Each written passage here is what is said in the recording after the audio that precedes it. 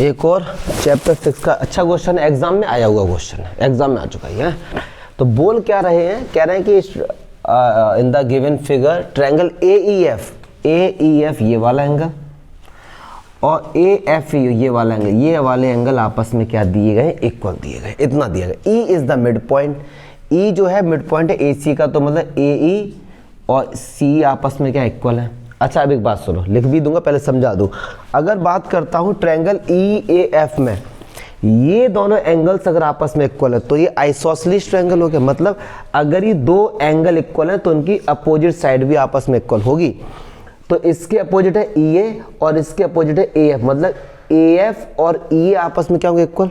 Yes और no? तो कायदे में देखा जाए ये तीनों साइड आपस में इक्वल हो गए। ठीक है, तो चलो इतना लिखेंगे। गिवन में लिख दो यार कि हमको अभी तक क्या क्या पता लग चुका है कि जो CE है बराबर AE। ठीक है, अच्छा, क्योंकि ये अगर आप डायरेक्ट लिखोगे ये तीनों इक्वल तो टीचर को कंफ्यूजन हो। उसको बताओ, क्या बताओ कि triangle AEF is isosceles triangle. Isosceles triangle है ना भैया ये, क्योंकि दो एंगल इक्वल है इसके। So AE is equal to AF। AE और AF आपस में क्या हो जाएंगे, इक्वल। अब ये तीनों बराबर लिख दो। इतनी लाइन अगर आप लिख के आओगे तो टीचर पे अच्छा इंप्रेशन पड़ेगा। ये बात जान लो, ये तीनों हमारे आपस में क्या होगा, इक्वल। ठीक है, अभी तो हमने देखा नहीं प्रूफ करना क्या है। चलो जी, अब बोला है ये प्रूफ करो बस साइड का रेशियो। तो या तो दो ट्रायंगल को सिमिलर दिखाओ या फिर आप लगाओ थेल्स थ्योरम, मतलब BPT। अब देखो क्या किन्हीं दो ट्रायंगल को हम लोग सिमिलर दिखा सकते हैं, क्योंकि और कुछ गिवन नहीं है। दिमाग लगाओ, आदमी सोचेगा BD कहाँ है, BD लाए हो, चलो BD नहीं लाए, BD ये रहा, और CD कहाँ है, CD ये रहा। तो कंफर्म है कि ये बड़ा वाला ट्रायंगल तो आएगा, क्योंकि इस BD भी आ रहा है, CD भी आ रहा है। या सो एक बड़ा वाला ट्रायंगल। अब ये बड़ा वाला ट्रायंगल आप पूरी बुद्धि लगा लो, किसके सिमिलर दिखाओगे, दिखा नहीं पाओगे। ठीक, तो जब हम सिमिलर नहीं दिखा पा रहे हैं तो भैया फिर अभी लास्ट ऑप्शन बचा जो कि BPT, मतलब थेल्स थ्योरम। इन बातों को समझना है यार बात, कि सर पहले तो आपने दिखा दिया सिमिलर, इसमें क्यों। अरे हम क्या यार, क्वेश्चन में कुछ गिवन नहीं है ना, केवल यही दो ट्रायंगल, केवल यही दो एंगल आपस में इक्वल है और कुछ गिवन नहीं है, तो सिमिलर तो दिखा नहीं सकते। तो साइड का रेशियो दिखाने की कोशिश करेंगे। BPT मतलब थेल्स थ्योरम, उसमें क्या होता था, कोई लाइन किसी के क्या हो, पैरेलल। अब वो भी नहीं है, वो तो कंस्ट्रक्ट कर लेंगे। तो अब सर कहाँ से करें कंस्ट्रक्ट, कैसे करें, सर ये होता। अब इसी चीज़ को बस समझना है, प्रूफ को ही देखो, वरना डायरेक्ट अगर मैं बताऊंगा कि इसको मिला दो इसको मिला दो तो रटेंगे हम। केवल समझते हैं BD अपॉन CD और BF अपॉन CE। चलो CE तो इसके भी इक्वल है, FA। अब एक बात सुनो, BD अपॉन CD मतलब ये यहाँ से एक लाइन है, ये यहाँ से ब्रेक हो रही है, तो कन्फर्म है भाई साहब लाइन यहीं से जाएगी। थेल्स थ्योरम होता क्या है, देखो समझो, ये इसके बराबर है, ये इसके बराबर, तो ये जो पोर्शन आ रहा है ये तभी तो ब्रेक हो रहा है जब वहाँ से एक लाइन पैरेलल गई है। तो हमने क्या किया, C से एक लाइन पैरेलल ड्रॉ की, किसके DF के कर दो या किसी कुछ भी बोल दो। ठीक है, इतना समझना है, इतना समझना है। ये बात अगर मैं तुमसे डायरेक्ट बोलता ना कंस्ट्रक्ट करो तो आप कहते ठीक है सर, लेकिन अब लॉजिक के साथ कि जो CG है वो हमने DF के क्या किया है जी। अब एक बात समझना, ट्रायंगल ACG पे फोकस करो पहले, ACG पे समझना। E मिड पॉइंट है और ये लाइन इसके क्या है, E से मिड पॉइंट से ये लाइन के, तो FB क्या होगा, मिड पॉइंट होगा। FB क्या होगा, किसका, AG का। फिर से हम लोग समझते हैं, ट्रायंगल ACG पर फोकस करो। E is the mid point, हम नहीं कह रहे भैया, गिवन है, और ये लाइन क्या है इसके पैरों, तो FB क्या होगा, मिड पॉइंट। अगर F भैया मिड पॉइंट हो तो AF बराबर GF, तो ये चार हो गए, चारों आपस में इक्वल हो गए। यस और नो? तो बस इसे ये लिखना पड़ेगा कि EF parallel CG, so F is also a mid point, also a mid point. कैसे पता, कन्वर्स ऑफ मिड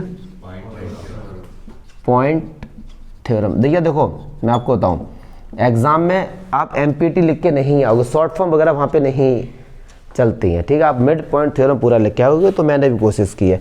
तो ऐसे ये चारों पोर्शन आपस में क्या होगा, यहाँ पे हम क्या लिखेंगे, जी एफ बराबर एफ ए।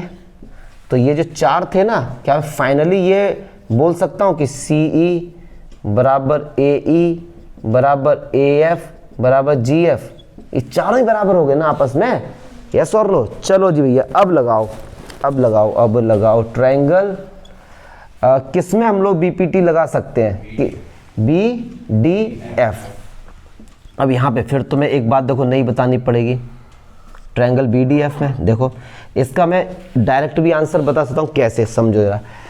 थेल्स थ्योरम ने ये प्रूफ किया था, ये लाइन अगर इसके क्या है पैरेलल, कि A D upon B D बराबर ए ई अपॉन ई सी, ऐसा प्रूफ किया था उन्होंने कि A D upon D B बराबर ए ई अपॉन ई सी। फिर एक्सपेरिमेंट स्टार्ट होगी, दोनों तरफ 1 ऐड कर दो तो हो जाएगा कि A B upon B D बराबर ए सी अपॉन ई सी। या फिर एक तरीका था, दोनों को रेशियो को उल्टा करके 1 ऐड करो तो होगा A D upon A B बराबर ए ई अपॉन ए सी। तो यहाँ पर या तो डायरेक्ट कर दो, अदरवाइज 1 ऐड कर देना। क्यों?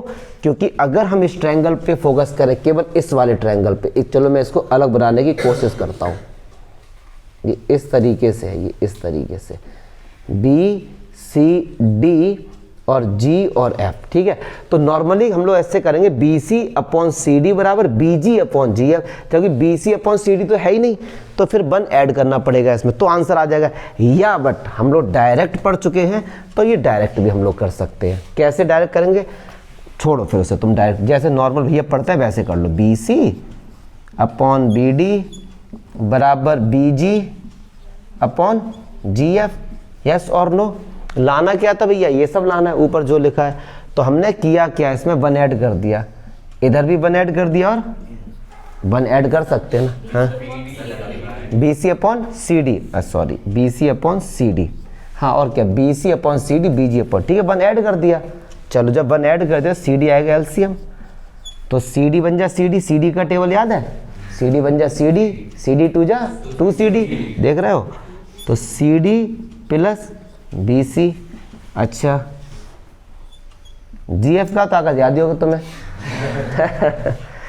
तो ये क्या हो गया, बी जी और प्लस जी एफ।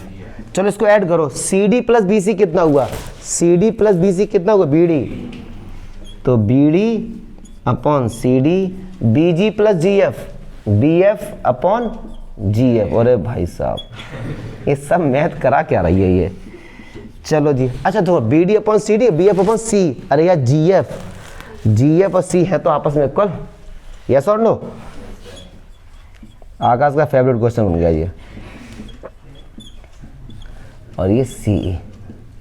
अच्छा बस एक चीज़ ये बता देना कि यार ये जी एफ की जगह सी कैसे आ गया, देखो ये इक्वल है ना, इक्वल। यहाँ पे आप बस ऐसे तीर कमान आप मत चलाना, आप यहाँ पे लिख के आना from equation 1, from equation 1, from equation 1, ठीक है। अच्छा क्वेश्चन था ये, हमने थोड़ा सा एलेबोरेट किया, जानबूझ के क्वेश्चन को थोड़ा स्ट्रेच किया है, क्योंकि है छोटा लेकिन लॉजिक था थोड़ा सा, वरना हम ये +1 ऐड नहीं करके डायरेक्ट भी लिख के आ सकते थे, लेकिन समझो अच्छा क्वेश्चन था ये।